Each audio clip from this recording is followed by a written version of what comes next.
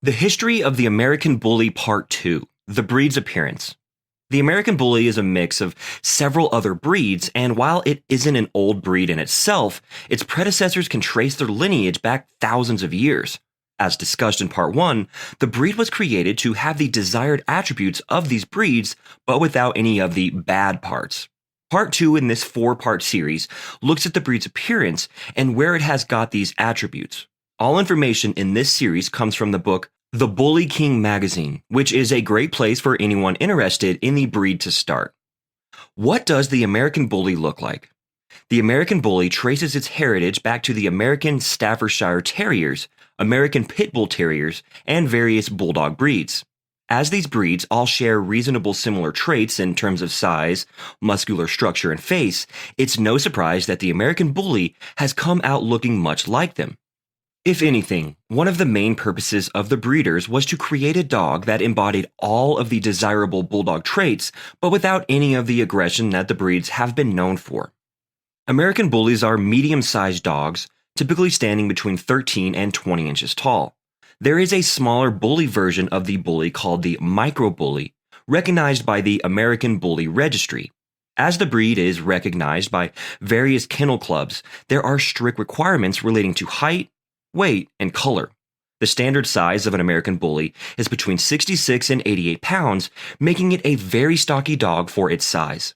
Typically, the breed is characterized by its muscly and stocky physique, which come from its bull terrier predecessors. Terriers and bulldogs were typically bred for a number of purposes, including hunting and fighting, and so needed to be very powerful animals. While the American Bully wasn't bred for these purposes, its muscly physique is one of the most desirable traits, particularly as the breed now doesn't have the same level of aggression behind it. The American Bully has a blocky head and medium muzzle, and its face is arguably one of its most recognizable traits. It typically has triangular pointy ears that stick up on its head. The breed is also known to have some wrinkles around its muzzle, but nowhere near the level of breeds such as the French or English Bulldog. The head is generally proportionate to the size of the body and is on the larger side, but this is balanced against its muscly body. The breed is also characterized by its coat, which is short, bristly, and hard to touch. The coat is generally glossy too, but typically shouldn't be wavy or long. Its coat is dense, but isn't double layered like some other short-haired dogs. This means that the breed doesn't share as much as something like a pug, but does still need regular grooming to keep it in good condition. Any color is accepted by kennel clubs, although the most common are fawn, gray, or a combination of colors. The American Bully's appearance can be traced back through its lineage of ancestor breeds, and it looks very similar to both terriers and bulldogs. In the past, these breeds needed to be dense and stocky to make them better at their jobs, but these have now become desired characteristics in a number of breeds. However, keeping the dog to kennel standards means there is significantly less variations in appearance than before, which also means selective breeding is more important. This can sometimes lead to health complications in dogs, which are discussed later in this article. The different types of American Bully.